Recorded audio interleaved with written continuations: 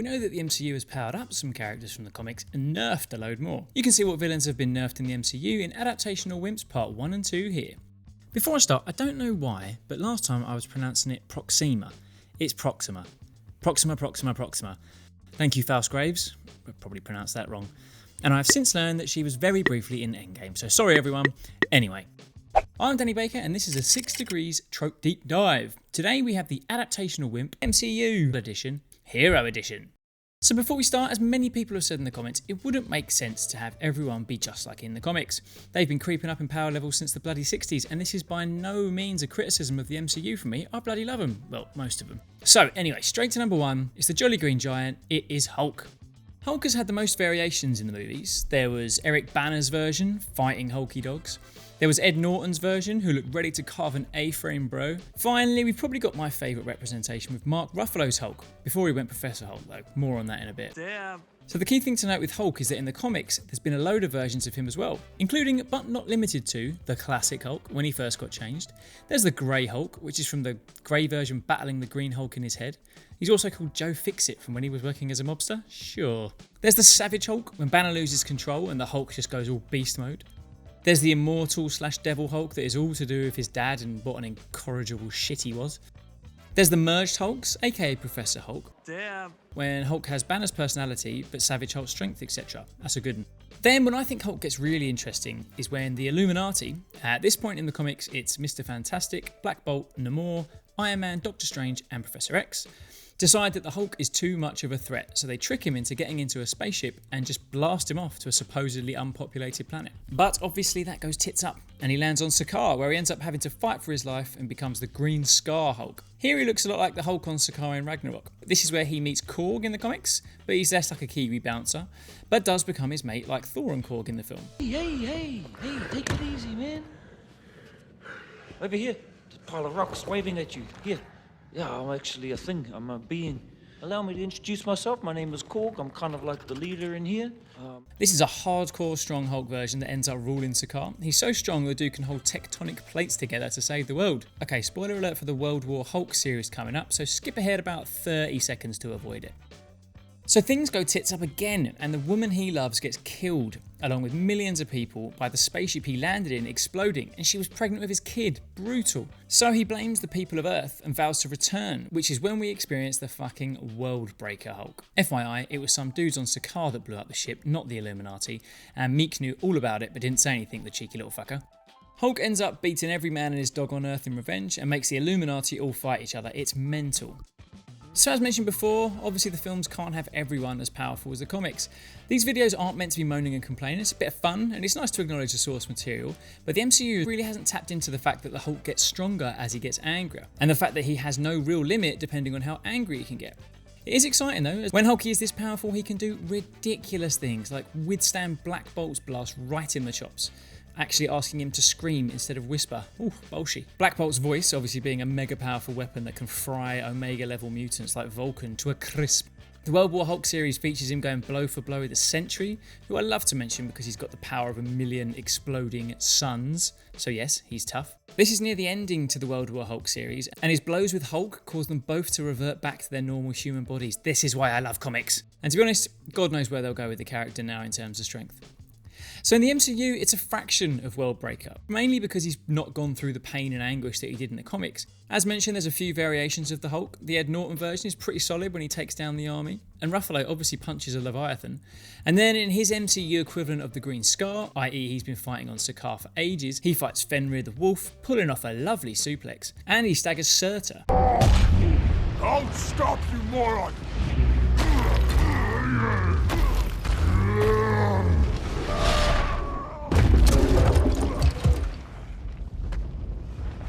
When he's Professor Hulk as well, he can still hold up the Avengers building with a messed up arm too.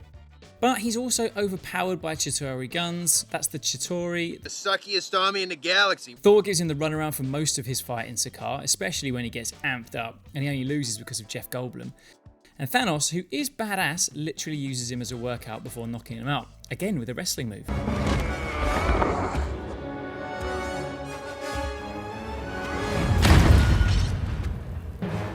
So again, not a criticism, there's a long way that the Hulk in the MCU could go in terms of strength. Okay, number 2 on our list, Unfortunately not the strongest Avenger, it's Thor.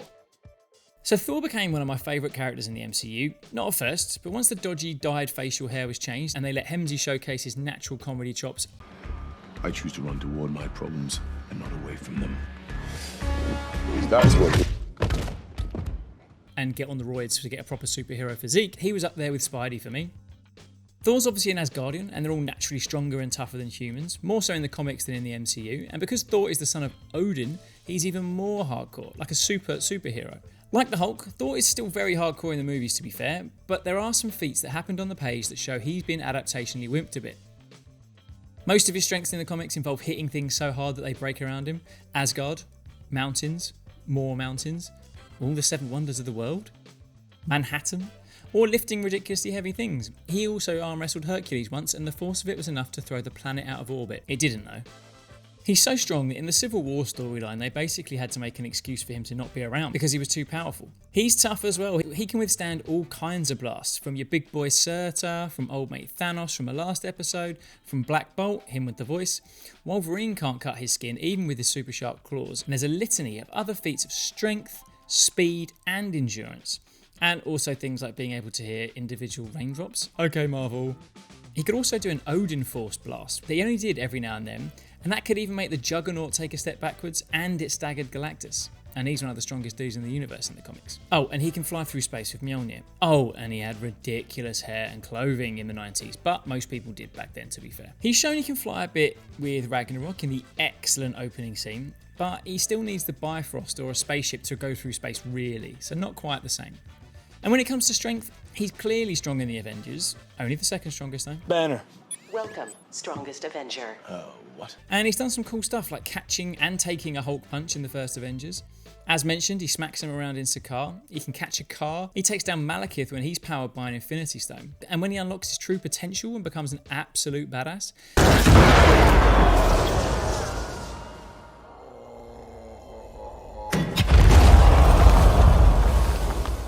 he can then withstand the force of a star, which was the first time I thought, oh shit, yeah, he's a god. And he could chuck an axe through a blast from the Infinity Gauntlet. He still gloats too much though. He could have saved a few people a load of trouble if he just got it over with.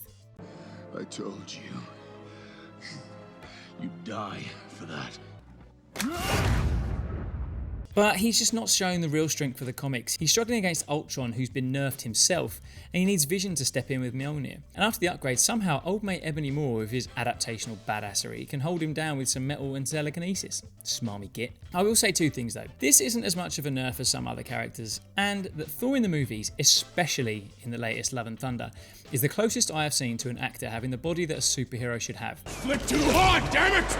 Roids clearly being the only way to do it. Alright, enough admiring Hemsey's body, it's time for our number 3, our first Guardian of the Galaxy, it's Gamora. So the adopted daughter of Thanos alongside Nebula, Gamora is always referred to in the comics and the movies as the deadliest woman in the galaxy. And whilst that is some hyperbole, there is good reason for it. I love this description from tvtropes.org. Picture She-Hulk with Batman's fighting skills and you'll get Gamora.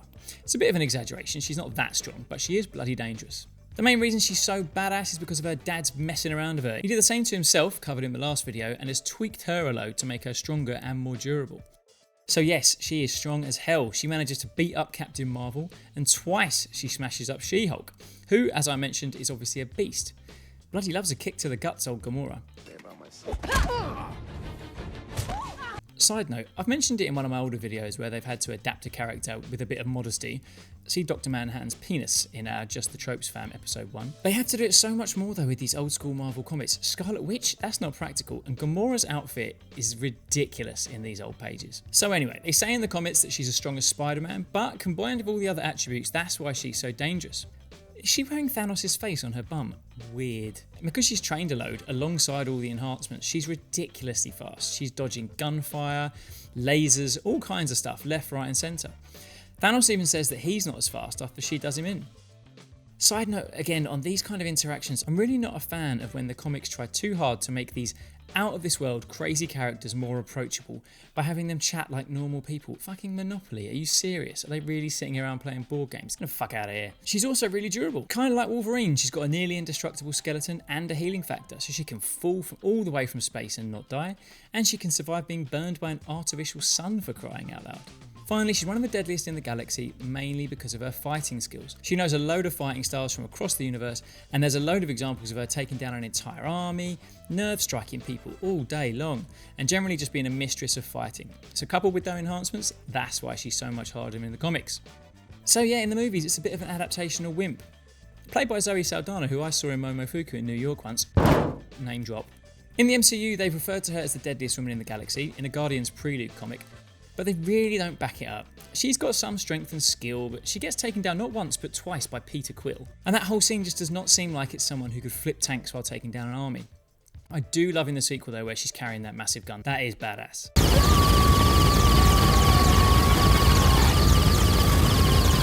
Her fighting is okay in the films, she dodges some gunfire as well, but it just needs to be more impressive. She's not fighting with the mastery of combat styles from 83.4% of space cultures. Do better, Marvel Studios. Okay, so sticking with that Guardians theme, it's number 4, Drax the Destroyer.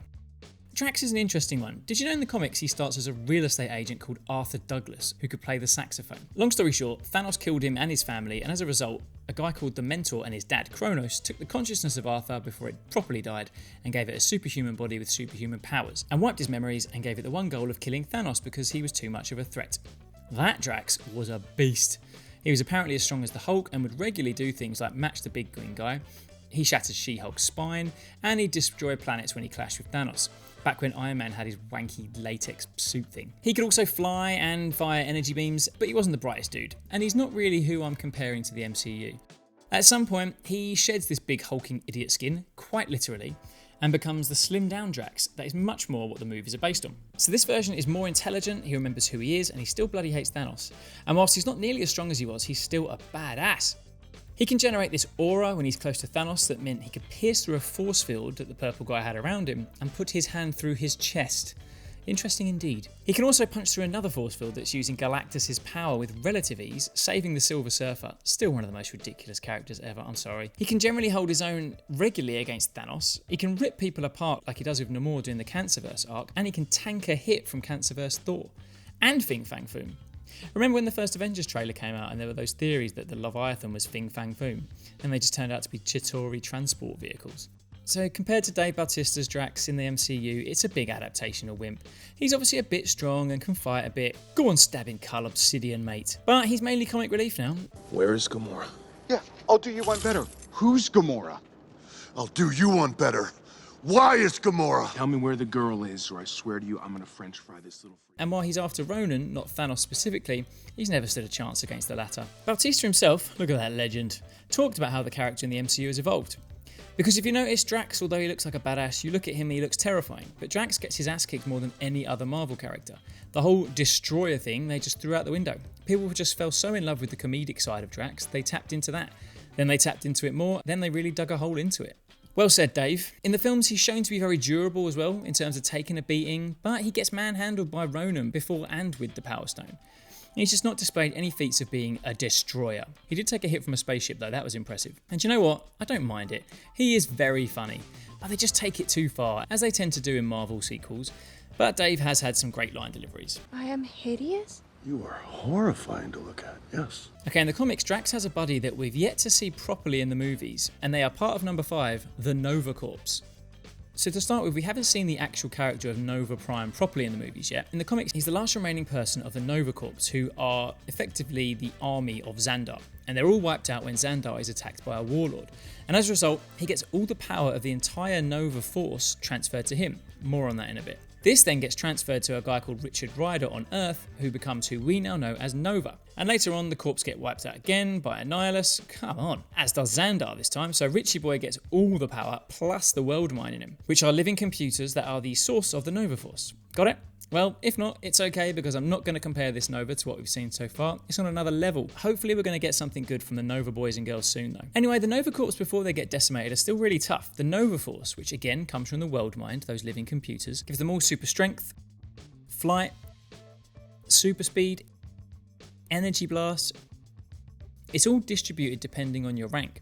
The higher you are, the more of the power. almost but not exactly like how TikTok distributes its creator fund. Ooh, topical. They also get access to the world mind in their helmets, which is like having a billion guys in chairs in their helmet telling them stuff. Plus more. Guy in the chair. The Centurions as well, the top rank, are like a hardcore Navy SEALs team, but that can fly and fire energy from their hands. They do things like clearing a bunch of supervillains in 1.8 seconds with no casualties. Very impressive. So suffice to say, the Nova Corps in the movies ain't as good, despite the use of two of my favourite actors in Guardians of the Galaxy, Peter Serafinowicz. Hi, Dom. Yeah.